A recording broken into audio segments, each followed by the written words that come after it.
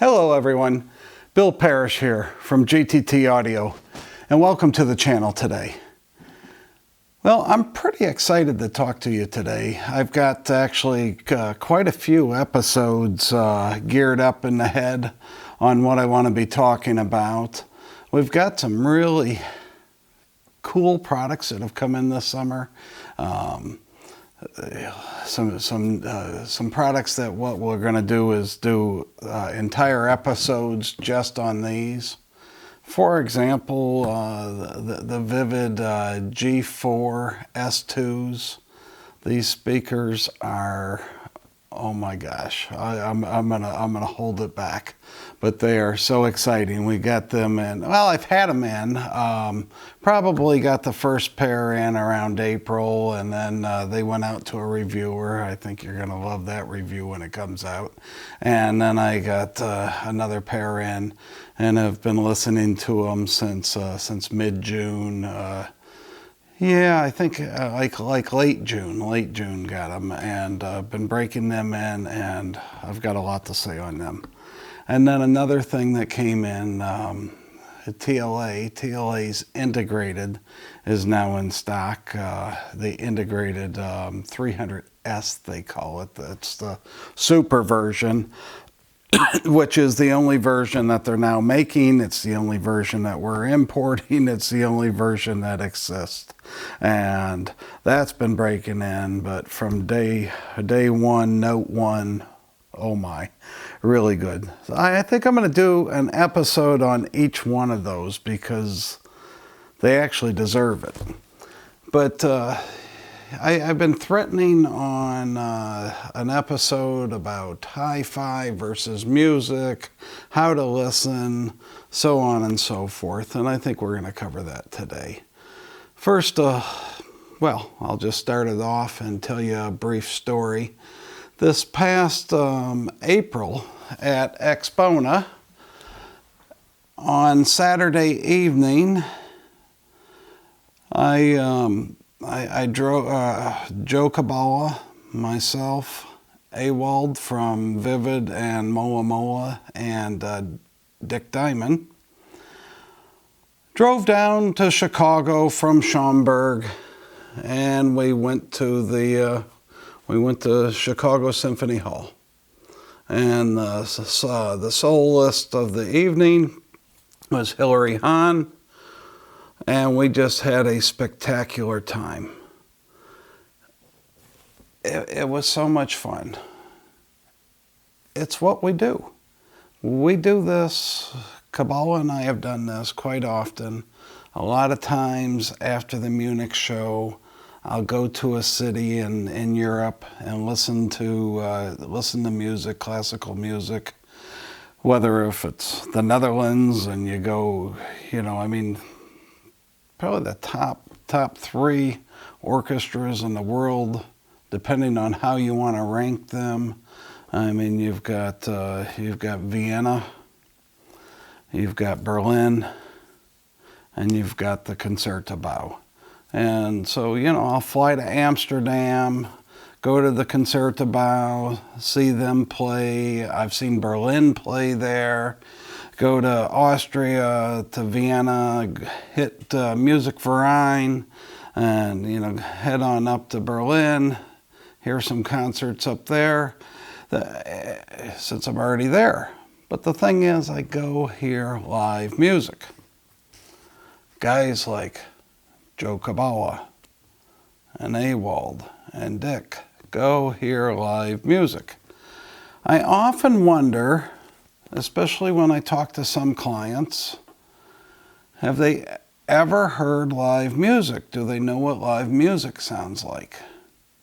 And I realize, I do realize, and we talk about this amongst the industry and that, you would think that there would be one reason to buy hi-fi. And the stuff I sell, at the prices I sell it at, I would really think there would be one reason to buy that. But with the customers out there, Apparently, there's a lot of different reasons to buy it. Some of it could be looks alone, you know, or pride and ownership that the brand creates. It's you know, or you know, the different degrees and levels in which it does perform music, I guess. Talking to a client over the weekend, he told me he was going to get a pair of Vivid G1 Spirits because they look so cool. They looked Art Deco, and they're going to go in his room. And yes, Bob, I'm talking about you. But in any case, you know, he's still going to listen, though. Listening is very important to him also. So he's going to listen, and then I'm sure he'll end up with them. But there's the point is there's a whole lot of reasons to buy HiFi, but I think the single most important would be the sound. But we all hear differently. Everybody's ear is differently. But even if everyone's ear is different, we could still all have a singular reference point.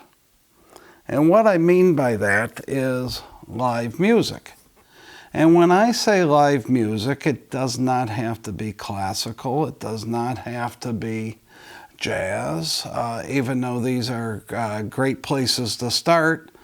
But if you're going, but it should be unamplified music, okay?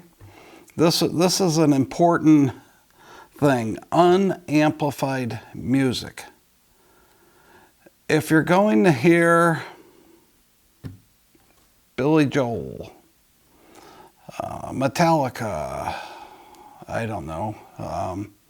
My girlfriend just heard The Cure. If you're going to hear this stuff at Madison Square Garden, you're not hearing the performance of the live instruments. You're hearing that played back through a PA system. Now, let's not get... So, you know, that's what you're hearing. You're hearing it played back through a PA system. And then there's differences with that. A few years back, I went for a couple years, I think 2 or 3 years in a row, to the Monterey Jazz Fest out there in Monterey, California. Phenomenal. Just absolutely phenomenal. And they had, most of it was played back, I don't know, I think they had 5 stages, maybe 7. And most of the stages, yeah, I think there was 7, but 5 of them were through a PA system. Each one had its own PA system. The best PA systems I ever heard. Meyer Sound. Meyer Sound makes the best PA speakers I have ever heard in my life. No question about it. But, and I mean worlds ahead of other PA systems. You know, sound reinforcement. When you go hear these big concerts and the big loud concerts, if you haven't heard Meyer Sound speakers in a venue, you've got something coming. They're really, really good. But it's not live instruments that are unaltered.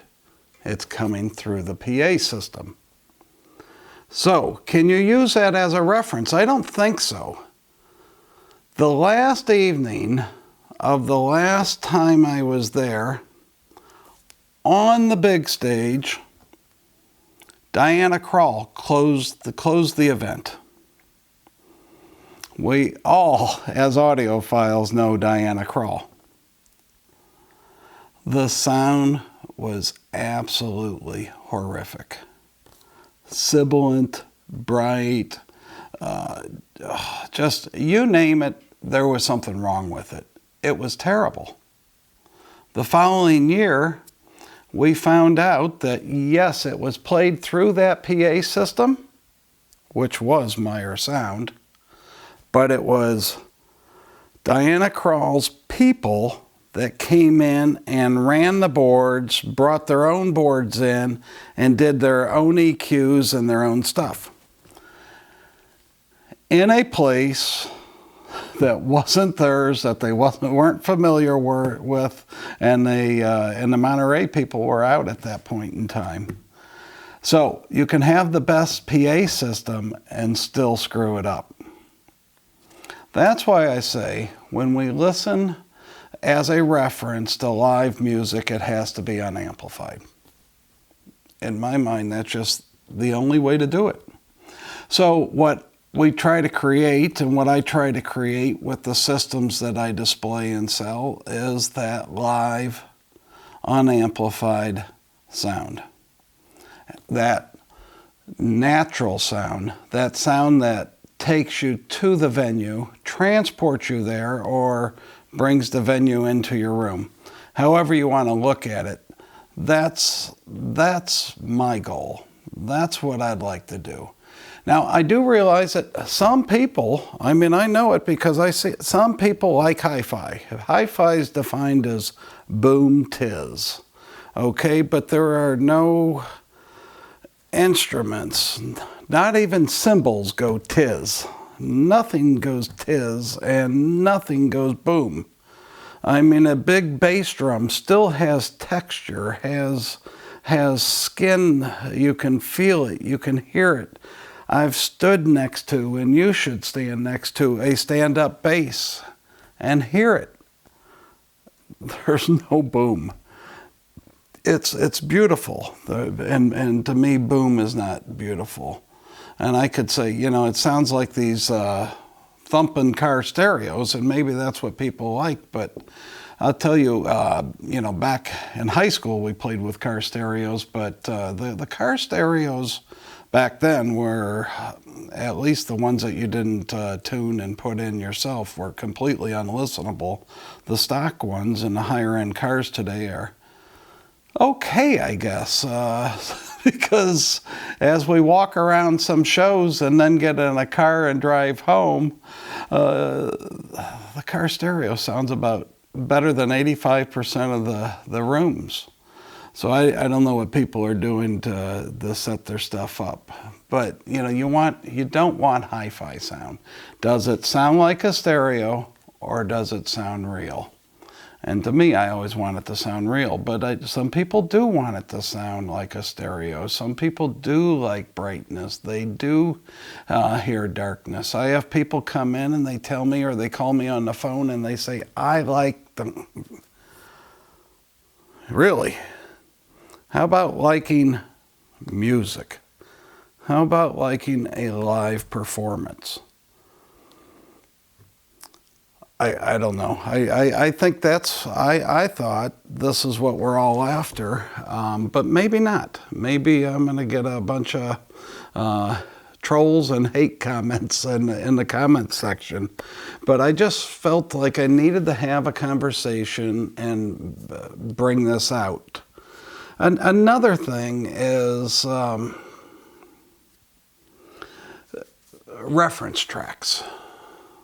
Everybody's got their reference tracks, right? The tracks that they know, I guess, or the tracks that they like, and this is going to be their reference track. And way back 20-some years ago, 30 years ago, I had certain reference tracks as well, and I don't do that so much anymore because, one, I know what real instruments sound like. And what I want to do is listen to 2 or 3 different pieces of music and get a feel there, because you know, you could be, if you just give me one song, I don't know how it's recorded, but if I compare it to a couple others, now I've got a feel on it. But also, you know, in my business, I don't want to burn myself out. I enjoy the music. I mean, your reference track is hopefully something that you really, truly enjoy to listen to, and therefore, you know, you don't want to burn it out. But your system should be tuned in a manner that it will play everything. That's how you know you have a flat system, that you have an uncolored system. If you have a system that's only pushing jazz, doesn't sound good on classical, or only sounds good on classical, or only sounds good on symphonic, but doesn't sound good on little stuff, or vice versa, or any other way that you want to spin that, then you have a system. If a system's pushing things one way or the other, then you have something that is colored. Now, I'm not talking about taste. I mean, you know, it's... you can have different tastes and only like to play certain types of music. But if the system literally doesn't sound good on something else and sounds good on the other, then then the system's not neutral. It's not natural sounding.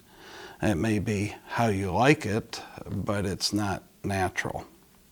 So I think that you need to tune it to play everything and play everything well. Another thing that, now this is probably going to be foreign to a lot of people, but when you're comparing components, I mean, as audiophiles, you know, we're listening, we're very astute listeners, and sometimes we like a lot of things that aren't in the music, but they're in the recording, as a subway, rumbling air vents in the hall, a motorcycle outside the hall firing up and taking off, chairs creaking, pages turning. Trust me, I know it all. I hear it as well, and I've listened to all that, and you know, it's great to get a kick out of it.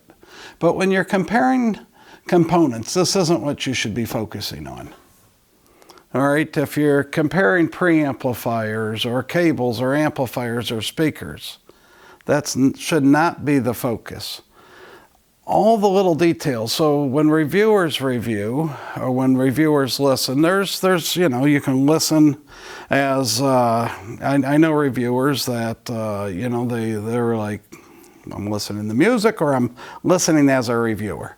And when you listen to music, you listen to music as a whole. All of it. Sit back, let the music fall on you, as you do in the live event. Close your eyes. I have a friend who likes to talk, and he's into audio, but he says that you know, we're catering to a bunch of blind people, people that, you know, we listen with our eyes closed. There's no animation going on in front of us, and if we're only listening with our ears, then all what I do is I cater to people with the blind people. Maybe, maybe not. I don't know. I go to a live event and close my eyes. So, in any case, you know, so you can listen. So a reviewer listens to, because they have to describe the highs, the upper mids, the lower mids, the upper bass, the mid bass, the lower bass, the deep bass, the subsonic bass. I mean, there's how it sound stages, the transient response, how it lets go of a note, and so on and so forth. This is fine. You can get into all this, but dissecting a performance isn't really the best way to do A/B comparisons. I mean, if there was a fella I knew, and he would set up a system, and he would tweak that system until the Triangle and Firebird suite just sounded it was just so focused and so there, but all the other music was gone. So, you know, you can, as far as that's concerned, and bringing certain things out of a system that you want to hear, you can do that. A certain component can do that, but also tweaking can do that, but usually at the expense of something else. And that doesn't mean that one component is better than the other or it's more accurate than the other. The only way to do this, and I promise you, if you listen to the music as a whole and let it just sit back, let it close your eyes, relax, and let it fall over you. And then you swap, let's say we're doing cables, and then swap out a cable and listen to it. You don't even have to concentrate. It'll come to you. It'll just come, and it will be so easy to tell. It takes seconds to tell. You don't need that concentration. You can just tell instantly. And then ask yourself, does it sound like a stereo, or is it sounding real? Of course, you need to go and hear what live music sounds like. We would be surprised to learn how many people that are into high-end audio have never been to a concert with unamplified music. And this can be, you can go down to a subway and hear it. You can go to most on the streets in a lot of the cities in the U.S. and in Europe. They're everywhere. Live music's everywhere. Music is everywhere. You just need to pay attention. You need to pay attention and listen to it. And then go home and listen to your stereo and see how it sounds. Does it sound like a stereo, or does it sound real? Now, then we get into, and I don't want to take it to this level, and I don't need trolls taking it to this level about, who recorded it and what microphone did you use, and you're really only listening to the microphone and therefore it can never be live and blah, blah, blah. Yeah, okay. But I'm talking about a reference point when I talk about live music and unamplified versus live. And I gave the experience with the Meyer Sound speakers, which again are the best of the best of the best for sound reinforcement. But even so, had we not heard what we heard for 3 days and 3 years in a row, and had not heard what these Meyer sounds were capable of, and only went to hear the one sampling of Diana Krall's concert, I would sit and think that Meyer sound was terrible. But it's not. So therefore, you need to listen to many different things as well. One thing can't judge it. Well, I just wanted to talk about this, and because it's, again, I run into these demos and people tell me what they like, and or they're concentrating on how a chair and on the stage sounds, and on this cable it sounded more like this, and on none of that means anything. It really doesn't. It's how does that system, how does that music or that new component or that new cable, does it make it sound more real? Does it make it sound more real? And be honest with yourself. Does your system sound natural? Does it sound like music? Is it a music player, or is it playing hi-fi? Does it sound like a stereo? And if it sounds like a stereo, maybe you need some better components or a better guide. Well, with that, I'll get out of here. I hope you hit the like button. I hope you subscribe. Feel free to comment below, and we'll see you in a couple of weeks.